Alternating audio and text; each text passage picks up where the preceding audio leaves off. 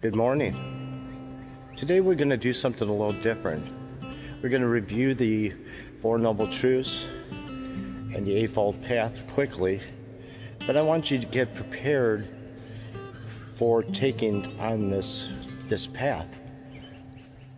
You really need to do some examining, It's not just, okay, I'm not going to kill, I'm not going to talk badly, I'm going to meditate. That doesn't make the Eightfold Path. Just keeping them doesn't make it the Eightfold Path. It's putting them all together. It's not just working on one or two. It's doing all of them. They all got to work together. Practice all of them at one time. But you're gonna have to focus on one. But focus on all of them. They all have to work together. You can't just do one or two. You can do it and it will help your life, but if you're really looking to end this suffering that you're going through, this works. But you gotta follow it. And no one can do this path for you. You gotta do it on your own. We can give you, the steps of how to do it, but you've got to do it on your own.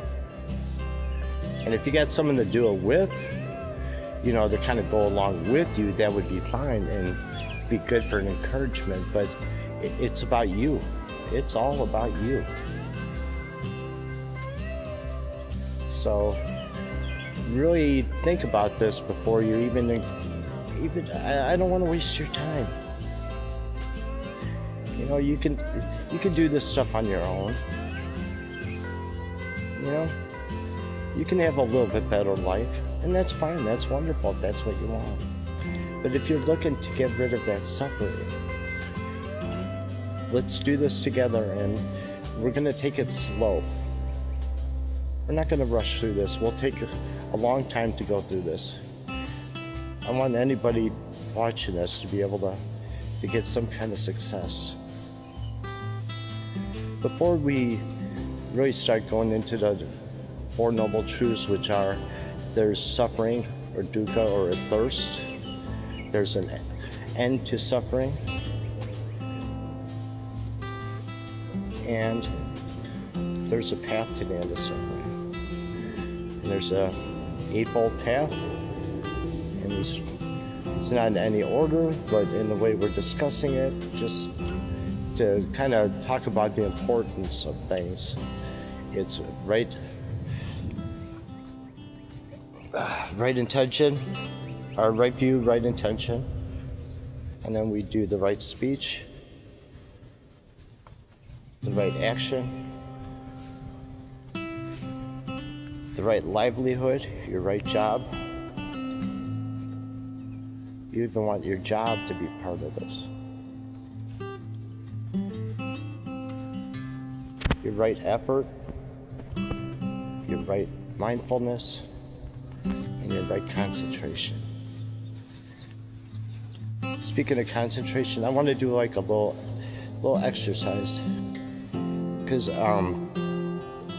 I keep bringing up, examine your own life. What are your dukkhas? There's got to be one that's really standing out, that really hurts. But you can't be afraid to face it. You gotta get past it. And we'll talk about that. But we really have to find out what that is. And if you don't know what that is, I'm gonna do like a little exercise right now to see it kind of help you out a little, maybe. When my wife Amy and I first got married, I used to laugh at her a lot because she said she had a basement where she kept all the things I did wrong, and she could bring them up anytime she wanted for arguments. It's all in fun. And I later found that I had my own basement, so she taught me something.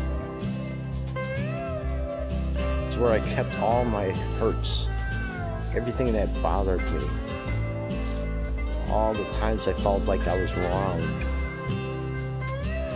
kept them in the basement in boxes.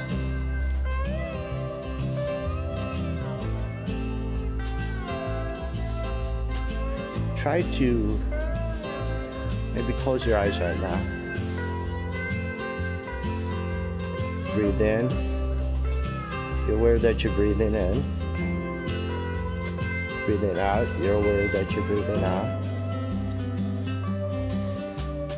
Breathing in, you're aware that you're breathing in. Breathing out, you're aware you're breathing out. Imagine yourself standing at the top of a basement. You're at the doorway, looking down. The door's open. It's a little bit dark. Wooden stairs with some flimsy carpet on it. You hold on to the rail and you start going down the stairs, one step at a time. And you're taking deep breaths, breathing in. You're aware that you're breathing in.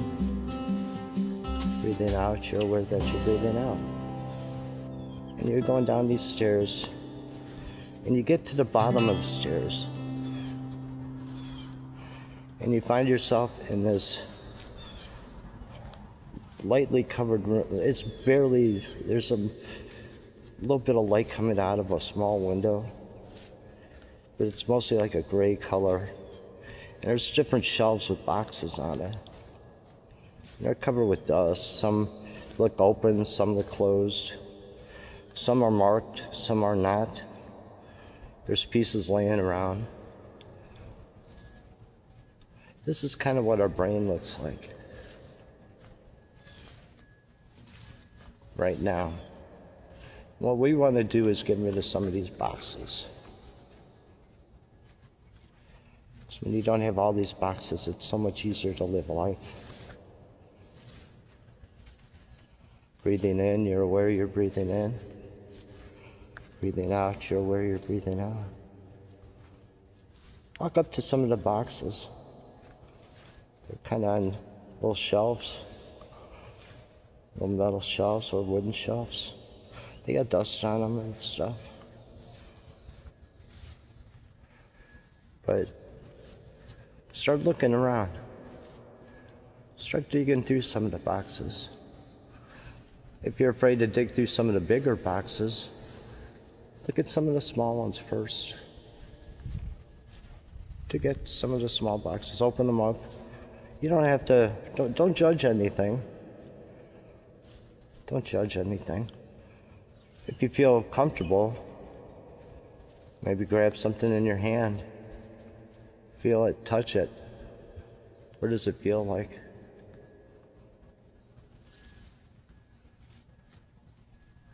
This is a past transgression, a past hurt. It's a small one though, something you can handle. But just get to know it. You don't have to be friends with it. See, that's the thing. You don't have to be friends with your damage. You don't have to be friends with it. You just got to make peace with it. Just go through the box, hold it in your hands, and see it as it is, for what it is. It's just something. It's something that happened a long time ago. You probably almost forgot about it, but it still is a part of your life. Why? Why is it still part of your life? Why are you clinging to it? Why are you keeping it in your basement? Know that you can come back here anytime. You can go through boxes, and when you feel braver, you can maybe go through some of the bigger ones. Work your way up, though. You don't want to, kind of change your motivation. You want to be able to do this. So go at your own pace, taking deep breaths, breathing in, you're aware you're breathing in, breathing out, you're aware you're breathing out. If you feel comfortable, you can bring that box upstairs if you feel like it, or in the future when you come here. You just bring it at the top of the stairs. You don't have to let anybody see it. You don't even have to bring it past the door. Just bring it upstairs. And then someday when you feel more comfortable, when it gets to daylight, it loses some of its power. It loses some of its power as it finds daylight. So you want to try to get it outside as quickly as possible. But getting it upstairs, there's more light. So if you can carry it up the stairs, that's awesome. But take your time. It's going to take time to go through these boxes. You don't have to go through all of them right away. Some people, it takes years.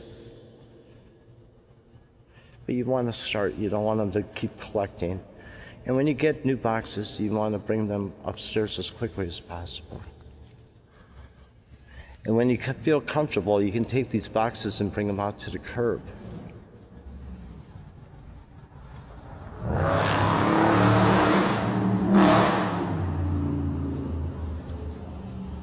And after it's out at the curb, all the neighbors can see. But you don't care. You don't care. Because you made peace with it. It doesn't matter. But the thing is, as you have your stuff outside, you notice that the other neighbors have their stuff outside also, waiting at the curb. They're trying too. And you gotta respect them and how they do their things, how they get rid of their trash. They've got a lot too.